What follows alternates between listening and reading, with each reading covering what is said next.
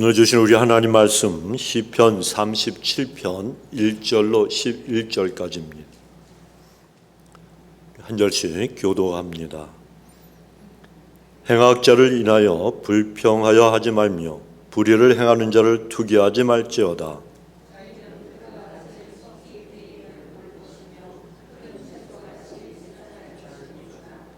여호와를 의뢰하여 선을 행하라. 땅에 거하여 그의 성실로 식물을 삼을지어다.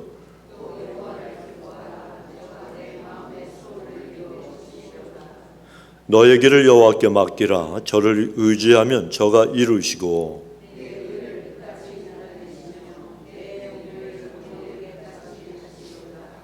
여호와 앞에 잠잠하고 참아 기다리라. 자기 길이 형통하며 악한 꾀를 이루는 자를 인하여 불평하여 말지어다.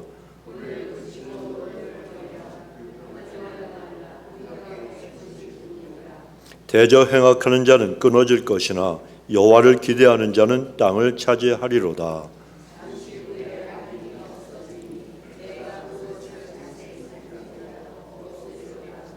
함께 읽습니다. 오직 온유한 자는 땅을 차지하며 풍부한 화평으로 즐기리로다. 아멘. 하나님 어떠하신 분인가 우리 손을 두고 힘껏 외치십시다. 믿음으로 시작. 하나님은 엘샤다이 하나님, 전능하신 하나님, 문제보다 크신 하나님, 대적보다 크신 하나님, 하나님은 모든 것을 하실 수 있습니다. 아멘. 여러분 이렇게 외치려면 힘껏 외치셔야 돼요. 입술로 고백을 하는데 얼굴 표정은 아니야. 하나님 우리를 사랑하시고 우리의 모든 걸 기억하시고 우리의 소원도 이루시는 분이신 줄로 믿습니다. 자, 그럼 우리 사람은 다 인생을 살아가면서 저마다 간절히 이루어지길 원하는 소원이 있습니다. 저도 그렇고 여러분도 그렇고 기도 제목들이 다 있고 또 정말 하나님 내 일생에 이것만은 들어주셔야 됩니다 라고 하는 그런 소원을 다 품고 살아갑니다. 여러분 관광지에 가면 분수대가 있는데 거기에다가 사람들이 뭘 던지죠? 동전을 던져요. 그런가 하면 한국이나 아니면은 뭐 남산인가, 그리고 또 제가 어스틴에 가봤더니 거기에 호숫가에 어디에 이렇게 다리 같은 게 있는데 거기에 보면 자물쇠를 갖다가 자물통을 갖다가 아주 그냥 수백 개가 아니라 수천 개가 되는 것 같아요. 이걸 다 채워놨어요. 근데 왜 그런 일들을 하느냐? 바로 소원을 이루고자 하는 그런 사람의 심리를 이용해서 관광객들을 끌어모으는 거예요. 여러분 하나님의 사람들도 소원이 있지 않습니까? 저도 그렇고 우리도 다 소원이 있어요. 그런데 우리의 소원은 좀 달라야 돼요. 하나님의 마음에 합한 소원을 가지고 살아가야 한다는 거예요. 이것을 비전이라고 이렇게 부릅니다. 그리고 그 소원은 누구 안에서? 주 안에서 반드시 이루어져야 하는 거예요. 자, 그런데 주 안에서 이루어진다. 이건 주님의 방법으로 주님의 때에 이루어져야 한다는 겁니다. 그러니까 내가 아무리 조급해하고 안달을 낸다 그래도 하나님은 우리를 다스리실 때에 다 때가 있는 거예요.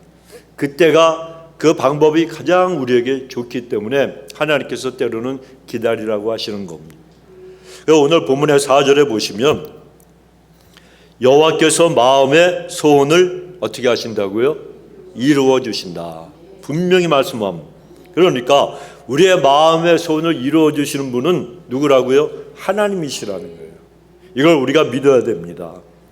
여러분 하나님은 오늘 본문을 통해서 우리가 어떻게 해야 하나님께서 우리의 소원을 이루어 주시는가 여기에 대해서 우리들에게 알려주고 계십니다. 첫째는 우리는 악한 자들 때문에 불평하지 말아야 되는 거예요. 그러면 하나님이 우리의 소원을 이루어 주신다고 말씀하십니다. 본문 1절에 보면 행악자들로 인하여 불평하지 말며 불의를 행하는 자들을 투기하지 말지어다 라고 말씀합니다. 자, 여러분 우리의 생각에 의인이 잘 되고 악인이 망해야 되잖아요. 그런데 사실 그렇습니까? 현실이 안 그런 적이 훨씬 더 많이 있습니다. 사기치고 도둑질하고 남의 것을 갖다가 빼앗고 억울하게 만들고 누명을 씌우고 양심에 완전히 화인 맞아서 나쁜 짓 하는 자들이 얼마나 많습니까? 그런 사람들 중에서 잘 사는 사람들도 굉장히 많이 있습니다. 그러니까 의인은 형통해야 되고 악인은 망해야 되는데, 여러분 반대로 악인이 형통하고 악인은 하는 일마다 잘 돼요. 기가 막힌 일이 너무나도 잘 풀려나가요. 건강하지요. 또 자식들도 잘 되죠. 돈도 많이 벌리죠. 이렇게 느낄 때가 있다는 겁니다. 이럴 때 의인들은 어떻게 합니까? 자신에게 낙심하고 실망하는 거예요. 아니, 저 사람은 예수도 안 믿고 교회를 다닌다고 그래도 입만 살고 툭 하면 1년에 한두 번 교회 나오고 부활절 크리스마스 때 생스기빙 때 터키 먹으려고, 오늘은 치킨이에요. 근데 삼계탕이에요. 그러니까 알아서들 하시라고. 그런데 여러분, 우리가 이렇게 인생을 살면서 나는 그리스도인이라고 하면서도 1년에 딱 한 번, 두 번 나오면서도 예수 믿는데요. 그러면서 인생을 살아가는데 그런 사람들이 어떤 때는 우리처럼 주일마다 교회 나오고 새벽에도 예배드리고 공예배 때마다 나와서 말씀 배우고 그런 사람들에게 때로는 힘들고 어려운 일이 더 많아요. 왜 그런지 아십니까? 하나님이 그냥 내버려 두시는 사람들이 있어요. 죄만 짓고 교회를 안 다니고 세상 일이 더 좋아. 그런 사람들 하나님께서 내버려 두시는 거예요. 왜 그런지 아십니까? 그거는요, 하나님이 버리신 거예요. 그렇다고 여러분 좋아하면 안 됩니다. 우리는 조금만 잘못해도 하나님이 나를 때리셔야 돼. 조금만 잘못해도 고난 가운데 깨닫고 기도하게 하시고 회개하게 하는 그런 자리에 서 있어야 그 사람은 진짜 복 있는 사람이에요. 그런데 여러분, 이 세상에 살아가면서 우리의 눈으로 볼 때 사실 너무 답답한 일이 많아요. 안타까운 일이 많은, 악인이 너무 잘 돼. 그러니까 하나님 앞에 불평할 수도 있다는 겁니다. 그런데 오늘 본문은 분명히 말씀합니다. 너희들은 악인의 형통함 때문에 불평하지 말라 분명히 말씀하십니다. 그렇다면 왜 의인이 악인의 형통함을 보고 불평하면 안 되겠습니까? 몇 가지 이유가 있어요. 첫째는 악인은 반드시 그 끝이 좋지가 않기 때문이라는 거예요. 본문의 2절에 보면 저희는 풀과 같이 속히 배임을 볼 것이며 푸른 채소와 같이 쇠잔해질 것이라. 여러분, 악한 자는 반드시 성공하는 것 같지만 그러나 그렇지가 않다는 거예요. 잠시 동안이고 결국에는 그 인생이 칼로 베어지고 낫으로 베어지는 풀과 같다는 겁니다. 한마디로 성공한 것 같고 형통한 것 같아도 완전히 망하고 실패하고 만다는 것이 하나님이 우리에게 알려주신 말씀이에요. 어떤 분이 미국의 범죄 조직 마피아에 굉장히 흥미가 있어가지고 이 사람이 관련 책자들과 그런 여러 가지 기사를 갖다가 조사한 사람이 있었습니다. 그런데 그 사람이 결론을 내렸습니다. 마피아 두목들을 보니까 인생을 평탄하게 마친 사람이 아무도 없다는 거예요. 마피아 두목들, 그 보수들 착한 사람이겠습니까? 악한 사람들이겠습니까? 잘 모르세요? 악한 자들 있죠. 악한 자들입니다. 이 악한 조직의 이 보스로서 그들이 전성기에 있을 때는 돈도 흥청망청 쓰고 마음에 들지 않는 사람들 아주 폭행을 하고 또 어떤 때는 죽이기도 하면서 그들이 갖고 있는 악한 힘을 갖다가 마음대로 휘둘렀지만 결국에는 감옥살이 하는 거예요. 그러다가 이 사람들이 감옥에 들어가서 석방되지 못하고 죽는 사람들도 수없이 많이 있었고 또 감옥에 들어가서도 그 상대 조직들에 의해서 살해를 당하는 사람들도 많다는 거예요. 그리고 간신히 목숨을 부지하고 감옥에서 석방되었어요. 풀려나왔어도 이미 자기 자리는 누가 차지하고 있어요? 자기 쫄병이었던 사람이 그 자리를 차지하고 자기를 무시해버리는 거예요. 다 빼앗기는 거예요. 그러니까 그 마피아 두목들이 중국에는 말년에는 가난하고 비참하게 인생을 끝내는 사람들이 대부분이라는 겁니다. 왜요? 하나님 말씀하신 대로 악하게 성공한 사람이 오래가는 법이 없기 때문입니다. 두 번째는 악인은 남에게 행한 대로 당하는 거예요. 우리는 힘은 대로 거둔다 그러잖아요. 그런데 악한 자들은 자기들이 남에게 행한 대로 당하는 사람들이기 때문에 우리는 악인으로 인해서 불평을 하면 안 된다는 겁니다. 본문 안에 14절 15절에 보면 악인이 칼을 빼고 활을 당기어 가난하고 궁핍한 자를 엎드려 때리며 행위가 정직한 자를 죽이고자 하나 그 칼은 자기 마음을 찌르고 그 활은 부러지리로다 라고 말씀합니다.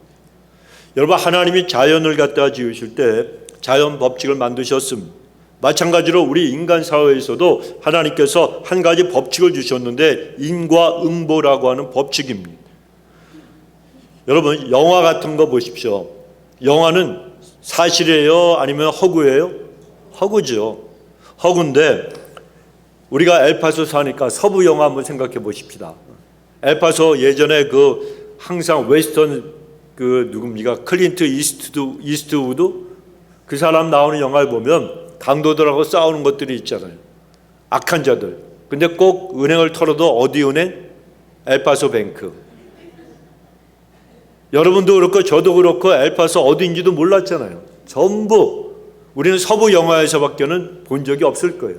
그런데 서부 영화에 등장하는 이 쌍권총을 차고 있는 총잡이들 한번 생각해 보세요. 소문난 총잡이, 많은 사람들이 두려워하고 무서워하는 이런 총잘 쏘는 이런 총잡이가 되기 위해서는 수많은 결투를 통해서 사람들을 총으로 쏴 죽여야 소문이 나는 거예요. 그래서 이 총잡이로 유명해지지만 결국에는 그 사람도 자기에게 도전하는 또 다른 총잡이에 의해서 죽게 되어 있다는 겁니다. 그래서 예수님이 뭐라 말씀하셨습니까? 마태복음 26장 22절에서 칼을 쓰는 자는 칼로 망할 것이라 말씀하셨어요. 그러니까 남에게 행한 대로 그대로 받게 된다는 겁니다. 세 번째로 악한 것, 모든 세상의 악한 것들은 영원하지 않기 때문에 우리는 악인의 형통함을 보고 불평하면 안 된다는 겁니다. 여러분, 악한 인생의 흔적은요, 악한 자들의 흔적은 정말 아무것도 남는 것이 없이 다 사라져 버립니다. 20절에 보면 악인은 멸망하고 연기처럼 없어진다. 또 35절 36절에도 보면 내가 악인의 큰 세력을 본즉 그 본토에 선 푸른 나무의 무성함 같으니 사람이 지날 때 저가 없어졌으니 내가 찾아도 발견하지 못하였다 이렇게 말씀합니다. 그러니까 악인은 찾아도 발견할 수 없는 존재가 되고 만다는 거예요. 그러니까 여러분에게 누가 아픔을 주고 악한 짓을 했을 때 속상해하지 마세요. 불쌍하게 여기세요. 왜요? 금방 사라져 버리니까. 내가 그 악한 자를 갖다가 찾아볼래도 없어진대요. 그러니까 괜히 내가 억울하고 힘들고 그런 나를 고통 준 그런 악한 사람이 있어도 여러분 불쌍하게 여기시기 바랍니다.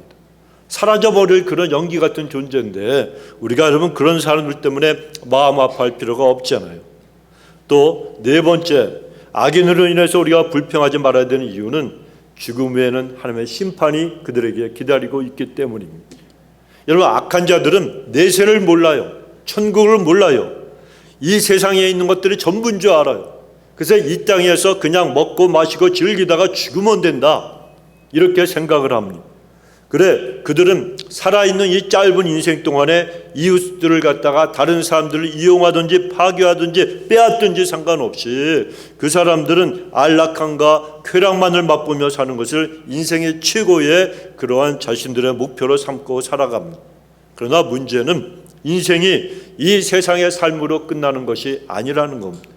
성경은 사람이 죽는 것은 정해진 것이고 그 외에는 하나님의 심판이 있다고 히브리서 9장은 분명히 말씀하고 있습니다. 본문의 37편 12절 13절에도 보면 악인이 의인치기를 꾀하고 향하여 그 일을 가는도다. 주께서 저를 웃으시리니 그날의 이름을 보심이로다 말씀합니다.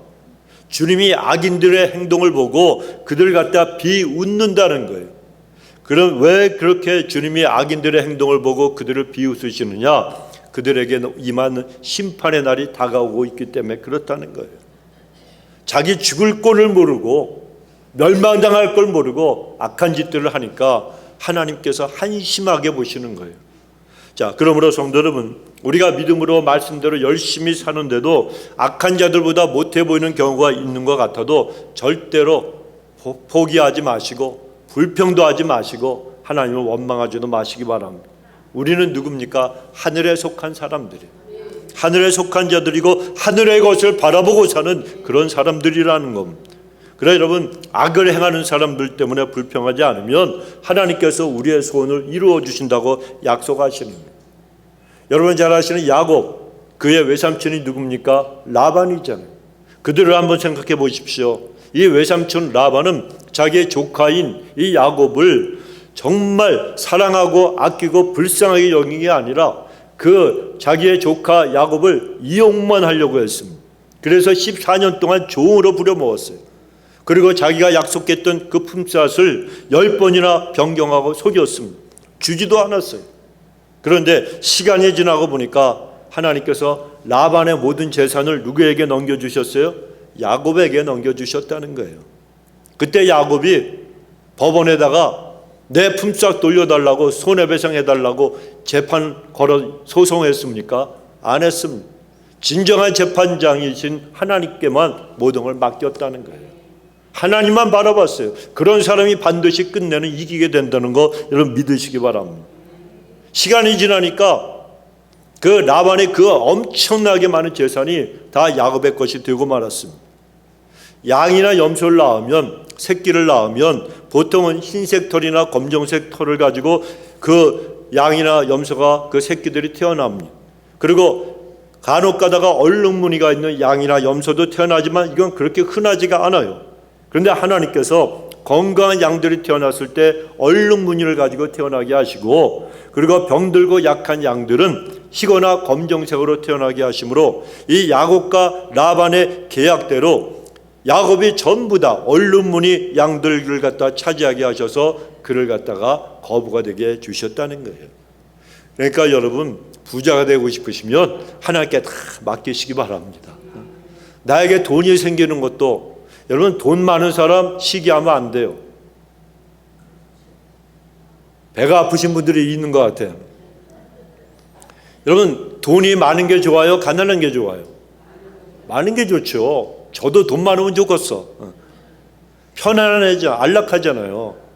하지만 우리가 알아야 될 것은 그게 전부가 아니라는 거예요. 부유한 것도 중요하지만, 왜냐하면 돈이 생기면 일단은 편안하고 안락하고, 그리고 또 좋은 일도 많이 할 수 있잖아요. 거기엔 동의를 안 하시나? 그리고 또 내 사랑하는 자녀들에게 유산으로 남겨줄 것이 있어요, 없어요? 있죠. 뭐가 있어야지 남겨주지. 여러분, 우리는 하나님 앞에 이런 물질의 복도 구하시기 바랍니다. 이것을 근데 끝나면 안 된다는 거예요. 하나님은 그 다음에 넘어서 뭐가 있다고요? 십자가가 있다고 그랬잖아요. 십자가, 고난이 있어요. 하나님을 위해서 고난도 받고 희생도 하고 하는 것을 두려워하지 마시기 바랍니다. 그런 사람이 진짜 십자가의 군병이 되는 거예요. 그런데 이 라반, 하나님 앞에서 다 자기는 머리로 꾀로다가 부자가 되려고 그랬지만 안 됐잖아요.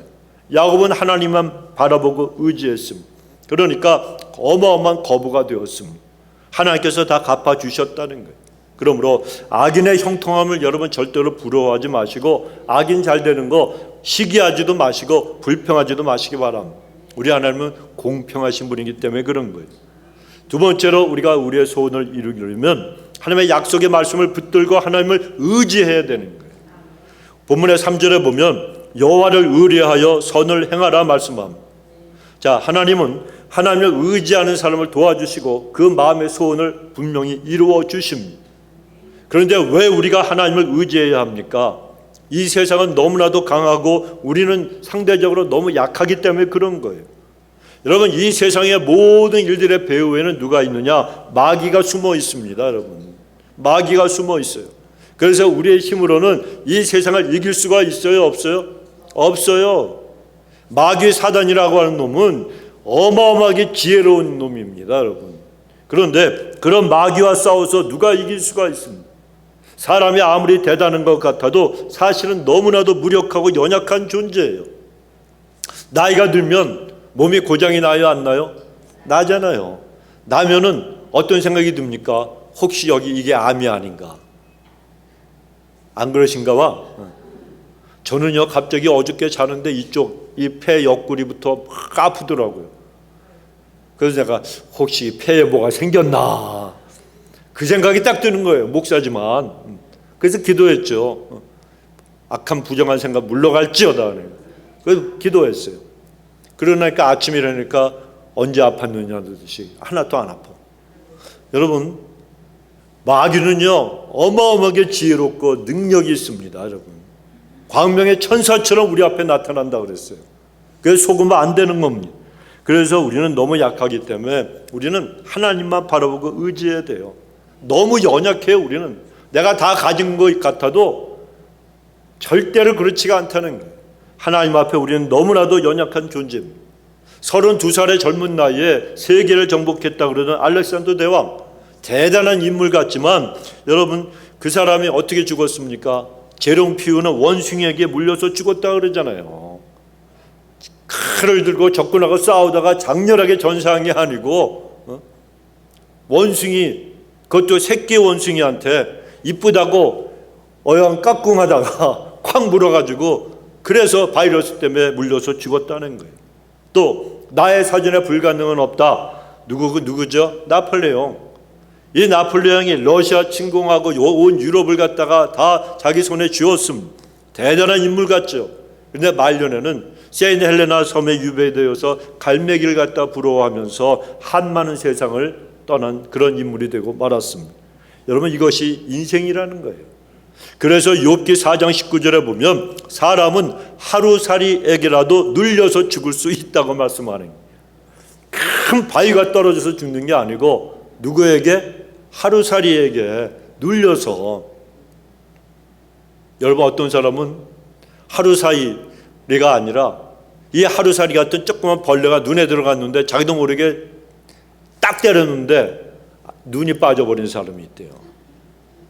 그러니까 조심하시기 바랍니다. 하루살이가 코로 들어갔어. 그래가지고 막 이렇게 코를 만지다가 상처가 났는데 이게 뇌막염으로다가 이 염증이 생겨갖고 그래서 죽은 사람도 있어요. 하루살이 우습게 보지 마세요, 여러분. 하루살이는 공중을 날아다녀요. 우리 날아다녀요? 못 날아다녀요? 못 날아다녀요. 그런데 그 하루살이에 눌려서 죽을 수도 있다는 게 우리 인생이라는 거예요. 그만큼 약하다는 거죠. 이사야 선지자는요, 사람이 메뚜기 같고 버러지 같다 그랬습니다.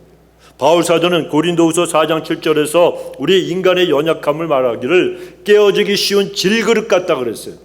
조금만 이렇게 놔두면 그냥 깨어져 버린다는 거예요. 그런데도 사람들은 정말 미련하고 어리석게 큰 소리 치면서 자기 마음대로 인생을 살아갑니다. 그러나 겸손하게 하나님을 의지하고 살아가는 인생은 진정으로 복된 인생이고 그런 사람이 행복한 사람이에요.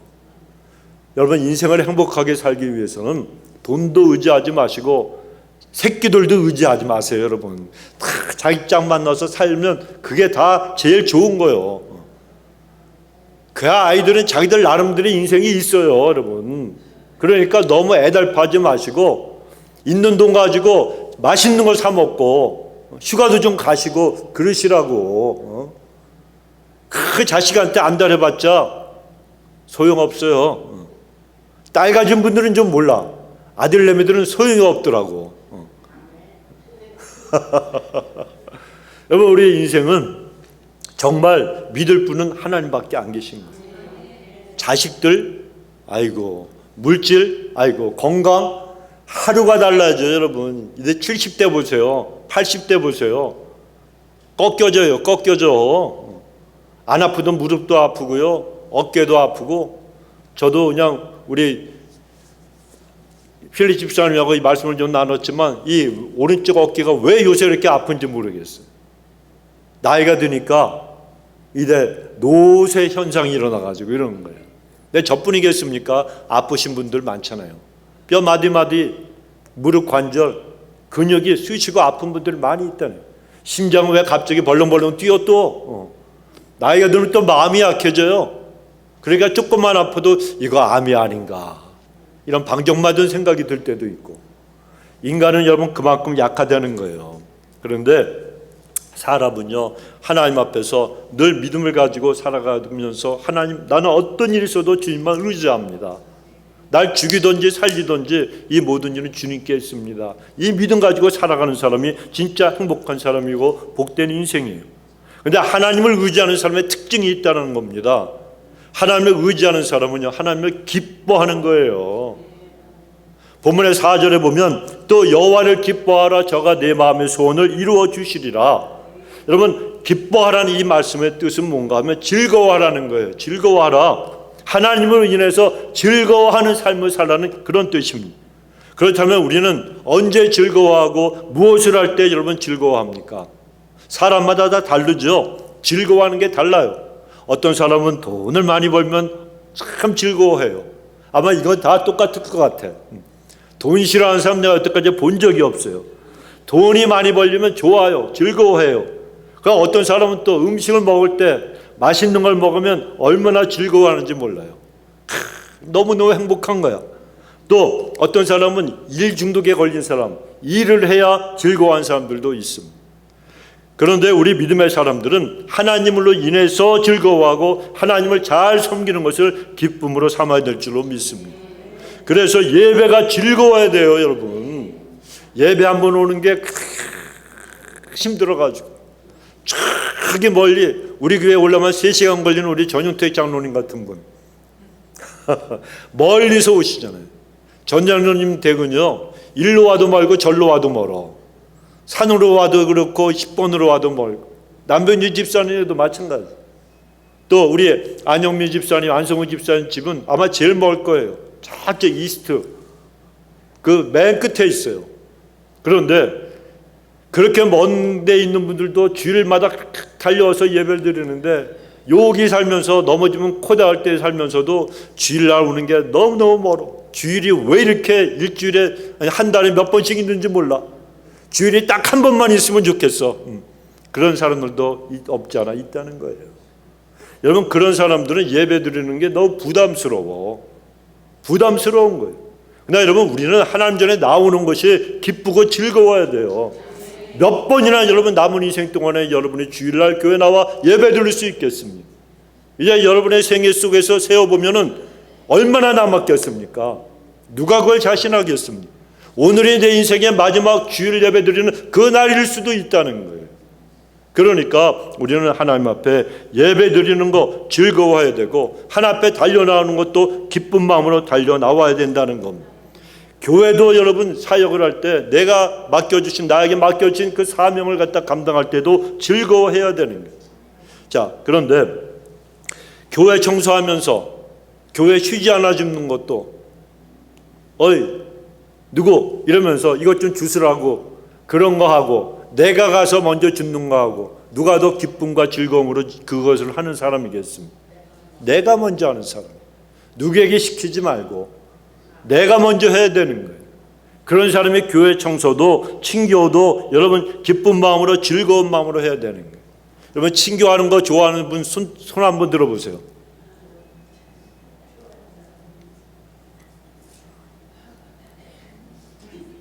우리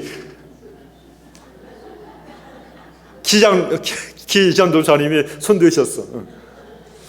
친교가 힘들어요, 여러분. 저도 해봤어요. 우리 집 사람하고 100 몇 명 되는 거 혼자 한 적도 있어요. 힘들어요, 여러분. 연세 드시니까 더 힘들잖아. 안 그래요? 조금이요.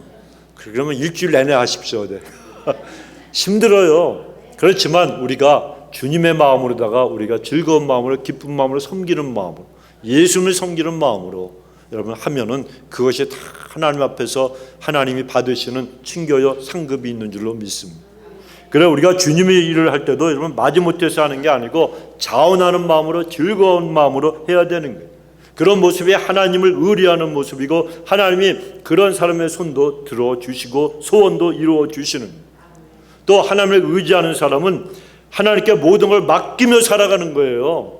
본문 5절에 보십시오. 내 길을 여호와께 맡기라. 저를 의지하면 저가 이루시고 맡기면 하나님이 모든 일을 책임져 주신다는 거예요. 우리 인생의 모든 짐, 염려의 짐, 심지어는 나를 괴롭히는 원수까지도 하나님 손에 맡기면 누가 책임져 주세요? 하나님이 책임져 주신다는 거예요. 그리고 하나님을 의지하는 사람은 또 잠잠히 기다릴 수가 있는 거예요. 오늘 7절에 보면 여호와 앞에 잠잠하고 참아 기다리라. 믿음으로 잠잠하고 참고 기다리라는 거예요. 언제까지?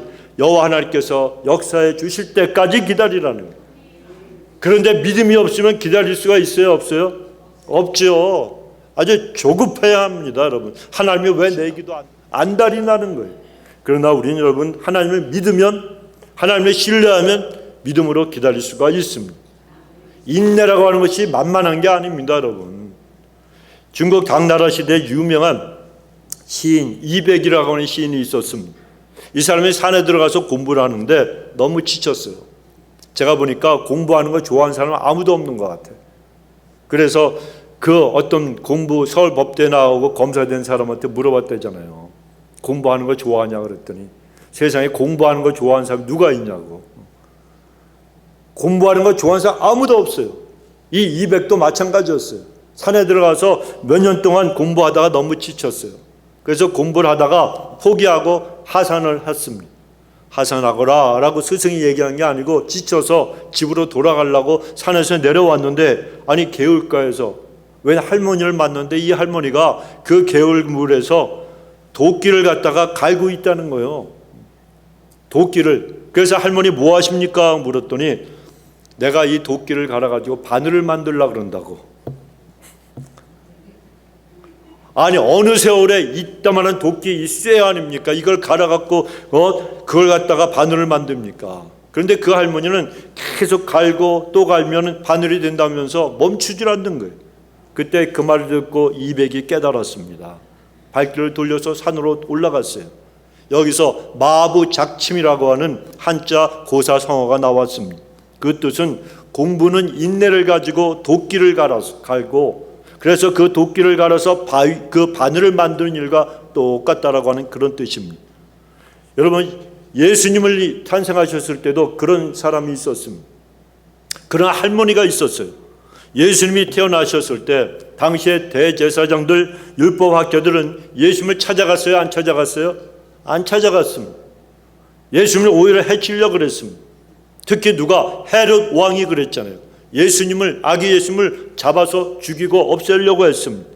그에 반해 아기 예수님을 기쁨으로 맞이하고 감사드린 사람들도 있었습니다. 이 사람들은 메시아이신 예수 그리스도를 간절히 오시기를 오랫동안 기다렸던 사람들이었습니다. 그 중에 한 할머니가 있죠. 안시성을 가진 안나라고 하는 여자 선지자가 있었습니다. 누가복음 2장 36절 이하에 보면 안나라고 하는 이 여자 선지자는 결혼한 지 7년 만에 과부가 되었어요. 우리 교회도 과부들이 많이 계시잖아요. 그런데 이분은 7년 만에 과부가 되었다니까. 그리고 84살이 되도록 성전에서 예수를 만나 간구하며 밤낮 금식하며 기도하며 하나님을 섬겨왔습니다. 우리 교회 과부 되신 분들은 이처럼 기도하시기 바랍니다. 과부들이 연세가 드셔갖고 과부 되신 분들이 뭐 하시겠어? 나가서 돈 버시겠어요? 일하시겠어요? 하나님을 위해서, 우리 성도님들 위해서, 하나님 나라를 위해서 기도하시는 종들 되시기 바랍니다. 안나가 그랬습니다, 여러분. 이 할머니가 성전에서 밤낮 기도하면서 예수님, 하나님 말씀대로 예수님 만나기를 갖다가 메시아가 오시는데 그 예수님을 내가 만나고 싶습니다라고 간절히 소원하며 기도했습니다.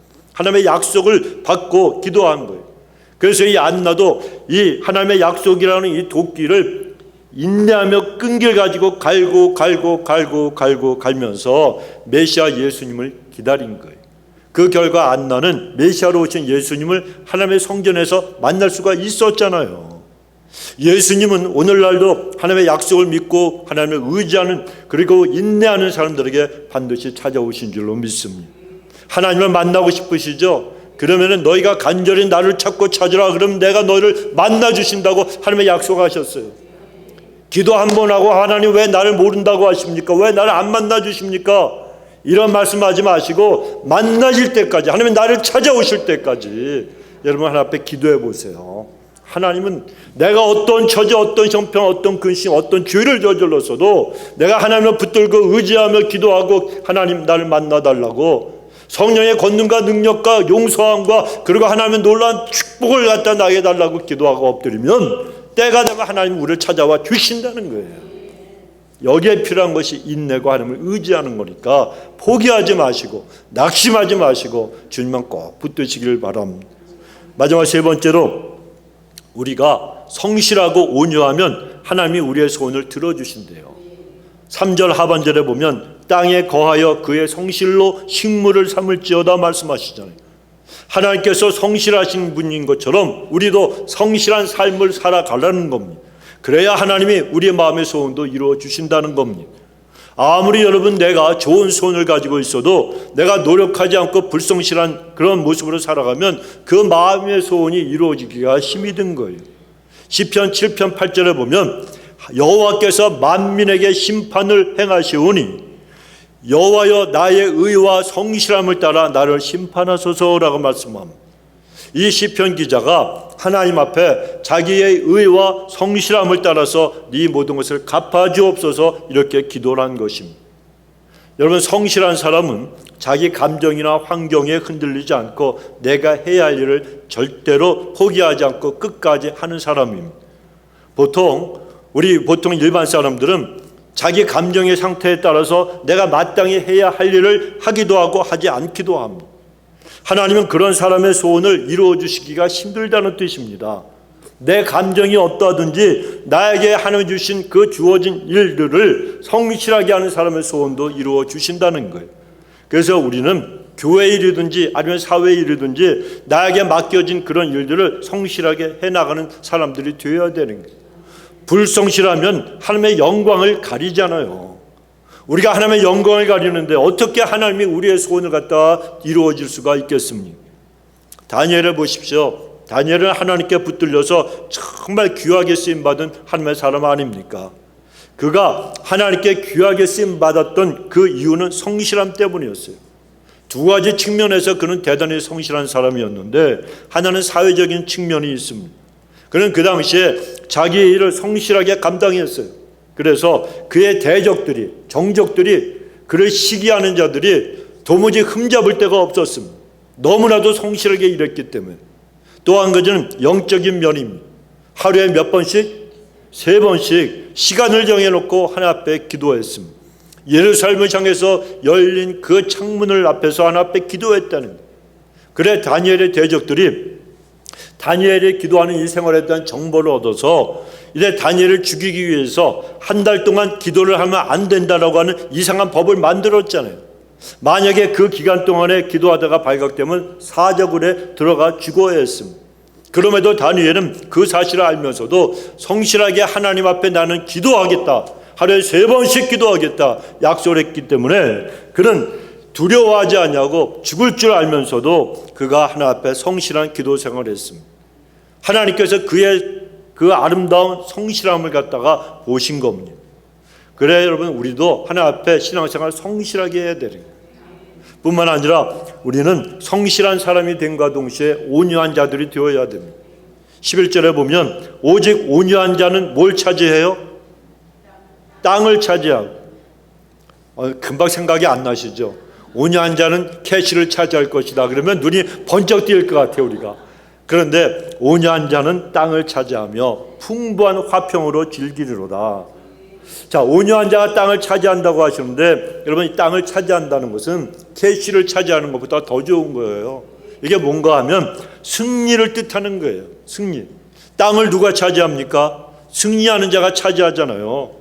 여러분, 그렇다면은 누가 승리할 수가 있는가? 누가 승리자가 되는가? 무엇이든 하든지 어떤 싸움을 하든지 온유한 사람이 이기게 되어 있다는 겁니다. 펜실바니아의 피츠버그에 있는 카네기 공과대학이 있습니다. 거기에서 10,000명을 대상으로 인생에서 가장 성공한 결정적인 요인이 무엇인가 이걸 조사하고 결과를 발표했습니다. 놀라운 것은 인생에서 성공하는 결정적인 요인이 돈, 자본도 아니고 갖고 있는 기술도 아니고 재능이나 두뇌도 아니라는 거예요. 자본이나 기술이나 두뇌 이런 것은 성공한 요인 중에 15%밖에 안 됐습니다. 성공의 가장 결정적인 요인은 뭔가 하면 화평을 이루는 것과 온유한 성품이라는 거예요. 능력으로 성공하고 이기는 것이 아니고 내가 갖고 있는 자본, 돈 갖고 성공하고 이기는 것이 아니라 나의 온유한 성품이 그 인생 사례에서 성공하게 만드는 비결이라는 거예요. 여러분, 온유라고 하는 말은 한자로 따뜻할 온을 씁니다. 그리고 유는 부드러울 유자를 씁니다. 다른 말로 하면 따뜻하고 부드러운 친절을 말하는 거예요. 그러니까 온유함은 뭐예요? 부들부들한 거예요. 아주 소프트한 거예요. 부드러운 거예요. 도교라고 하는 중국에서 나온 그런 종교라기보다는 하나의 도덕을 가르치는 그러한 도교라고 하는 것이 있는데, 이 창시자가 노자예요. 아까는 안씨가 나왔는데 오늘은 노씨가 나옵니다. 아까도 예배 전에 분에게 제가 말씀드렸지만 안씨하고 노씨는 종씨예요. 안 한다. 영어로 노잖아요. 한국식으로는 안씨가 영어로 노씨예요. 그런가 하면 또 황씨도 있어.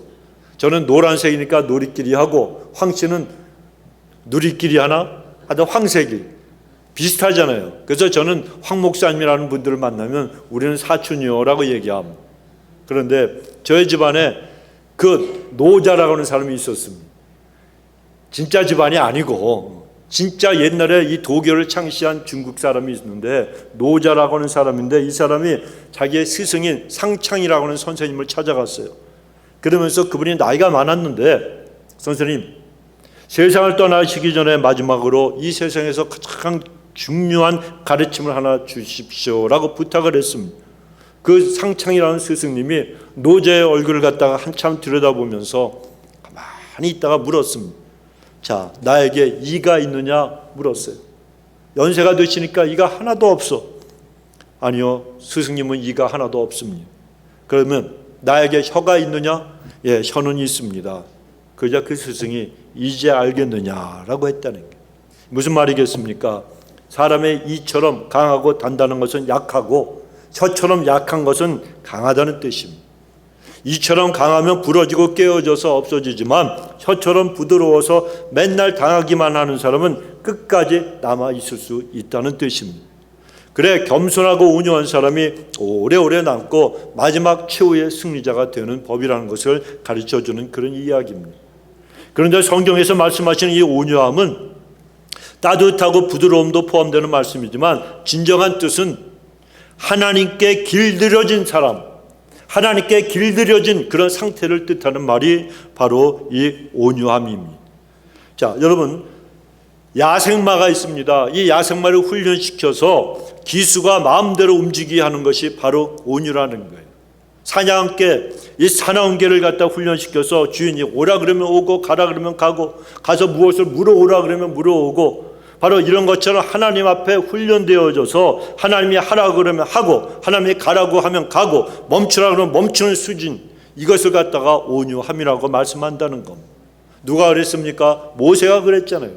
하나님께서 모세를 귀하게 사용하신 이유가 그가 애굽의 모든 학문과 지식을 다 섭렵하고, 그리고 또 그 무장으로서 승승장구하는 장군이어서 그런 게 아니었다는 겁니다. 그를 갖다가 하나님이 귀하게 사용하신 것은 그의 온유함 때문이었어요. 그는 초창기에는 자기가 원하는 대로, 자기 마음대로 뜻대로 살았던 인물이었습니다. 그런데 하나님 앞에 훈련받고 연단받는 과정을 거치고 나서는 하나님 손에 완전히 잡혀서 하나님이 원하시는 대로 움직이는 그러한 온유한 자가 되었습니다. 민수기 12장 3절에 보면 이 사람 모세는 온유함이 지면의 모든 사람보다 더하더라. 하나님께서 모세를 그 당시에 존재했던 수많은 사람들 중에서 가장 귀하게 여기신 이유가 무엇인가 하면 바로 그의 온유함 때문이었다고 말씀하시는 겁니다. 여러분, 만일 차가 있습니다. 자동차가 있는데 주인이 원하는 대로 움직이지 않고 자기 마음대로 움직인다면 그 차를 여러분 타시겠습니까? 안 타죠. 테슬라 자율주행하는 그런 차가 있잖아요. 그런데 분명히 제가 입력을 했어요.